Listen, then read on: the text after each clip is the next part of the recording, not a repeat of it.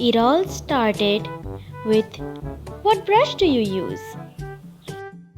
And then, what are the size of the brushes? What about opacity? Does it even matter? Where you get your brushes from? Where can I get your brushes from? How do you adjust your brush size? Is it necessary to use stamps? Tell us more about your brushes. Where can I import brushes from? How many brushes do you use? How many brushes do I need to use?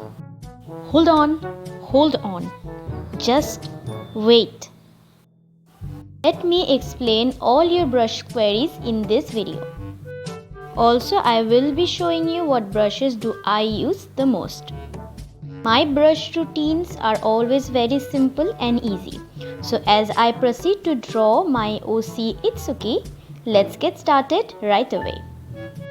FYI, I use IbisPaintX app and all my brushes belongs from that application only. Just a second before I start, please subscribe to my channel and like this video because it takes a lot of time and effort to make one, and your response really motivates me to bring out more beautiful videos in the future. Alright, so starting off as usual with a circle and drawing the head.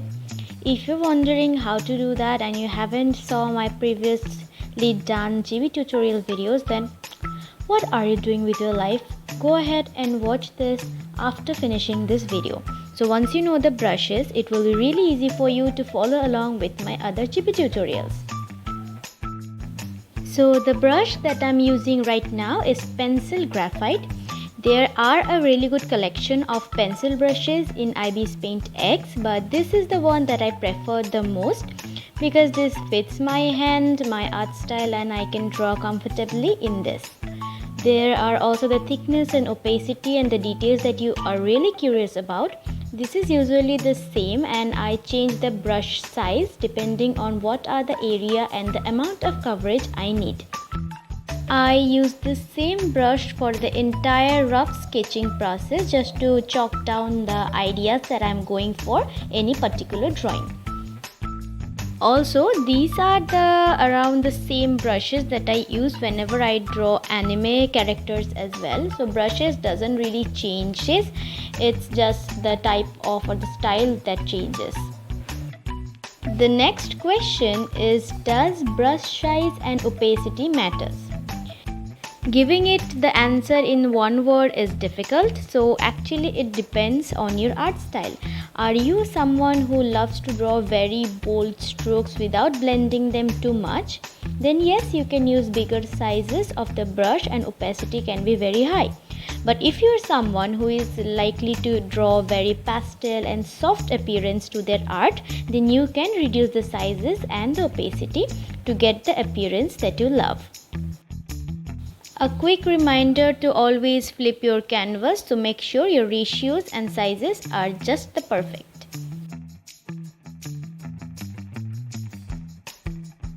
Another question I frequently get is, how do I color my sketches? It is the clipping layer tool that I already mentioned in my layers video, but in case you missed, I use the clipping tool that only allows me to paint on the layer underneath. So I only paint on the sketching layer by using that feature. It really helps me with my line art so I can see the lines and the thickness that I want. For the line art, I use dip paint hard. You can see the thickness and the opacity that I'm using right here.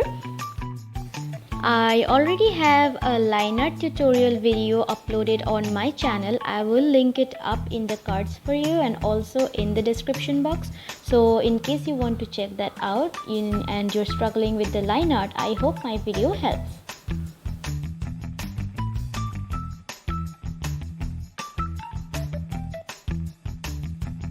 Coming back to Q&A, question number 3, do I need to import brushes?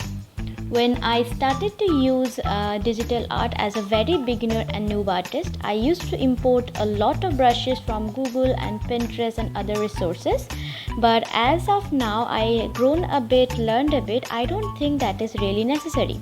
Yes, there are good brushes that you really want to use, go ahead and do that. But as you grow and you learn how to do a certain patterns or styles on your own, if you have your own enough skills and experiences, you can do it even using the regular brushes that is available on the app. So I used to do that a lot, but these days I don't do it at all. I only use the inbuilt brushes that is available.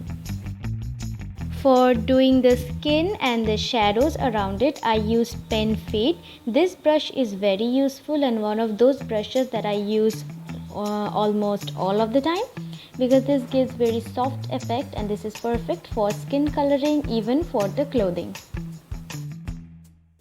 Question number 4. Where can you import your brushes from? If you go into the Google or Pinterest and you search for IbisPaintX brushes QR codes, there are various artists that has made their own brushes and uploaded the QR code for you to use. Very big shout out to them and thank you for all your effort. There's so many artists are getting help from that. So you can search that keyword and you can get a lot of QR codes to choose from. Overall, brushes are very customizable options in the app, so you do you. Do whatever fits your style, whatever you're comfortable with. Just because your goal artist is doing something else doesn't mean that you have to do the same thing as well. Mind your own comfort level and your own skills or the type of art that you love. I'm using felt tip pen soft for block coloring the hair. This is also a very useful tool because felt tip pen that I used before pen fade, this is kind of a transparent and not really have a very good block coloring effect. As I told you, that is a soft brush, but this is, even though it's written soft, this is really helpful for the block coloring. Then I use the air brush, most probably it's 60% and I also use 40%. That gives the really nice gradient effect. Again, using pen fade to cast some really soft highlight shadows on his hair. If you notice properly that I'm using the same few brushes over and over again, most probably it's like 5 to 6 brushes, because this is the only necessity that I have and I need to make my life easier in all the fields that possible, okay, because I already have enough stuff and I don't want to make things complicated.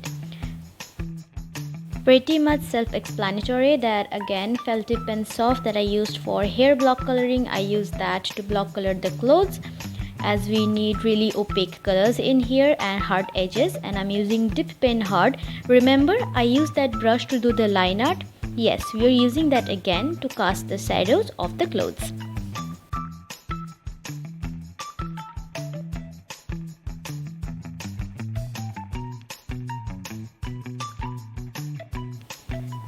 I hope you found this video helpful so far and I was able to answer all your queries. No, I don't have any of my brushes. I don't make my own customized brushes. If I ever do, I will make sure to let you guys know through my SNS, social medias and YouTube platforms. But so far, no, I don't have my own brushes, and no, I don't use other brushes from Google or Pinterest. This is all what I have. And this is the final result of Itsuki before I added the background. If you check my social medias, you will be able to see the final the picture after adding the backgrounds and all.